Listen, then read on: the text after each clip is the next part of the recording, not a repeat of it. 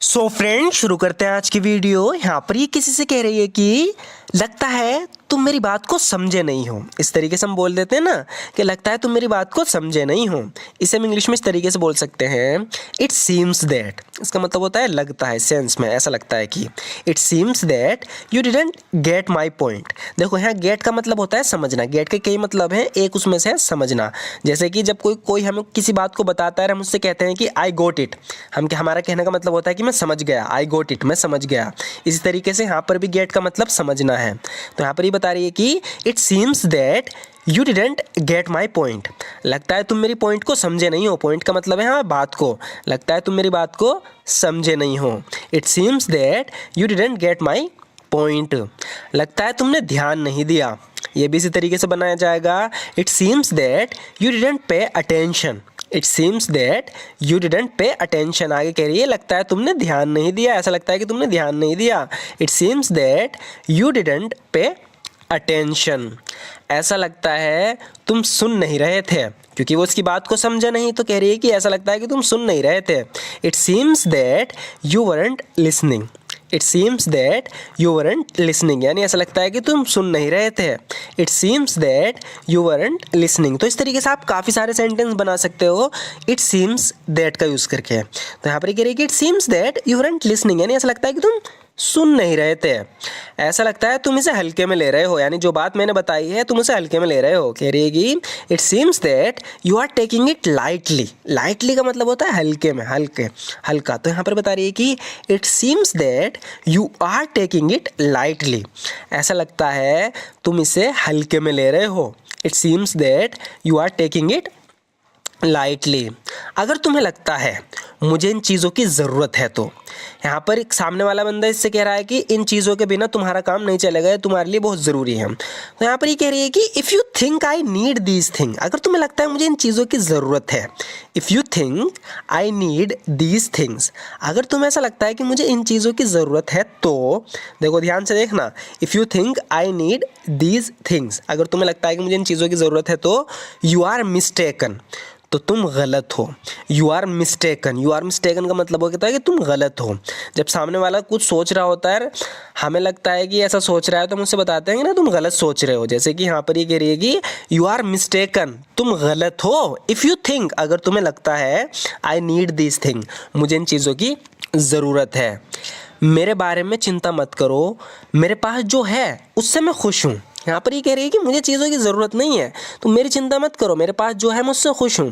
Don't worry about me, यानी मेरी चिंता मत करो। Don't worry about me, I am happy with what I have. जो मेरे पास है मैं उससे खुश हूँ। Don't worry about me, I am happy with what I have. मेरी चिंता मत करो, मेरे पास जो है मैं उससे खुश हूँ। Don't worry about me, I am happy with what I have. मैं होम लोन लेने का प्लान नहीं कर रही। तो सामने वाला इसे होम लोन दिलवाना चाह रहा है, तो कह रही है कि I am not planning to take a home loan. I am not planning to take a home loan, यानी मैं होम लोन लेने का प्लान नहीं कर रही हूँ। I am not planning to take a home loan. फिलहाल मेरा ऐसा कोई प्लान नहीं है।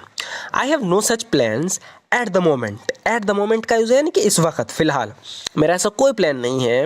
I have no such plans at the moment, यानी फिलहाल मेरा ऐसा कोई प्लान नहीं है। I have no such plans at the moment. और वैसे भी मैं कर्ज में नहीं पड़ना चाहती। एंड बिसाइड्स हमने यहाँ सेंस में यूज़ किया है, बात साथ ही साथ ही है। यहाँ पर दो बात बता रही है। सबसे पहले तो ये कह रही है कि I have no such plans at the moment, मेरा ऐसा कोई प्लान नहीं है। एंड बिसाइड्स, अब उसी में बात आगे जोड़ के बता रही है कि एंड बिसाइड्स, और वैसे भी I am not going to get into debt, मैं कर्ज में नहीं पड़ना चाहती हैं। डेट का मतलब है कर्ज, इसमें बी नहीं पढ़ा जाता है, साइलेंट होता है। And besides I am not going get into debts, और वैसे भी मैं कर्ज में नहीं पड़ना चाहती। एक चीज़ जो मैंने अपने पिता से सीखी है ये है कि, अब अपने पिता से जो इसने सीखा है वो बता रही है कि one thing I learned from my dad is that. इस तरीके से हम बोलते हैं one thing I learned from my dad is that. एक चीज़ जो मैंने अपने पिता से सीखी है वो ये है कि one thing I learn from my dad is that. एक चीज़ जो मैंने अपने पिता से सीखी वो ये है कि सिर्फ वही खरीदो जिसको तुम अफोर्ड कर सको, यानी सिर्फ वही चीज़ खरीदो जिसका तुम खर्चा उठा सको, जिसे तुम अफोर्ड कर सको, जितना तुम्हारे बस की हो बस इतना ही खरीदो। तो यहाँ पर ये बता रही है कि buy only what you can afford. तो इसके पिता ने जो सिखाया है वो बता रही है कि one thing that I learn from my dad is that, जो मैंने अपने पिता से सीखी है एक चीज़ वो ये है कि buy only what you can afford, सिर्फ वही खरीदो जो तुम्हारे बस की हो, जिसे तुम अफोर्ड कर सकते हो, सिर्फ वही खरीदो। Buy only what you can afford, क्योंकि तुम्हारी इनकम तो अचानक से रुक सकती है, यानी कि जो तुम्हारी इनकम आ रही है, जॉब है, जिस चीज़ से भी तुम पैसा कमा रहे हो, पता नहीं क्या हो जाए कि तुम्हारी इनकम रुक जाए, तुम्हारा काम बंद हो जाए, क्योंकि किसी के साथ भी होता है। तो बता रही है कि बिकॉज योर इनकम में stop all of a sudden, all of a sudden का मतलब होता है अचानक से, कभी भी। कह रही है कि बिकॉज योर इनकम में stop all of a sudden, क्योंकि तुम्हारी इनकम अचानक से रुक सकती है, लेकिन तुम्हारी EMIs और खर्चे नहीं। But not your EMIs and expenses, but not your EMIs and expenses. तो यहाँ पर जो इसके पिता ने सबक सिखाया है वो बता रही है कि मेरे पिता ने मुझे एक सबक सिखाया है कि सिर्फ वही खरीदो जो तुम खरीद सको, क्योंकि तुम्हारी इनकम कभी भी रुक सकती है। But not your EMIs and expenses, लेकिन तुम्हारी EMIs और खर्चे नहीं रुक सकते। But not your EMIs and expenses. आप कहीं से भी भुगतान करें, बैंक आपसे भुगतान करवाएंगे।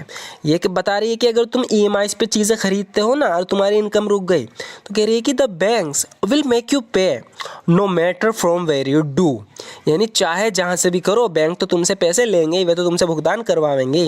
The banks will make you pay no matter from where you do, इसलिए खुद को कर्ज और लोन से फ्री रखो। That's why keep yourself loans and debts free, that's why keep yourself loans and debts free, इसलिए खुद को कर्ज और लोन से फ्री रखो।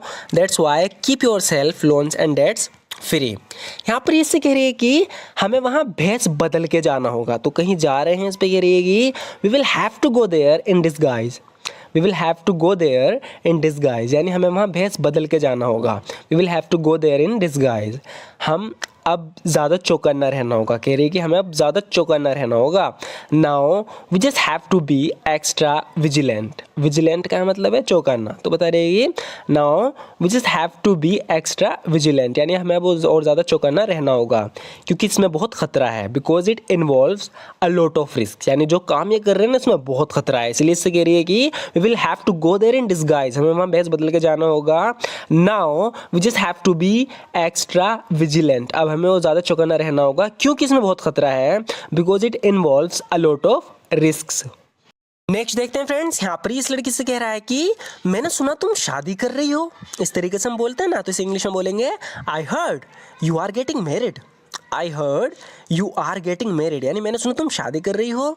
आई heard you are getting married, अगर ये सच है तो तुमने मुझसे क्यों नहीं बताया। इसका बेस्ट फ्रेंड है, कह रहा है कि इफ़ दिस इज़ ट्रू, यानी अगर ये सच है, why didn't you tell me, तो तुमने मुझसे क्यों नहीं बताया। If this is true why didn't you tell me, अगर ये सच है तो तुमने मुझसे क्यों नहीं बताया। If this is true why didn't you tell me. So friends, आज की वीडियो बस इतना ही।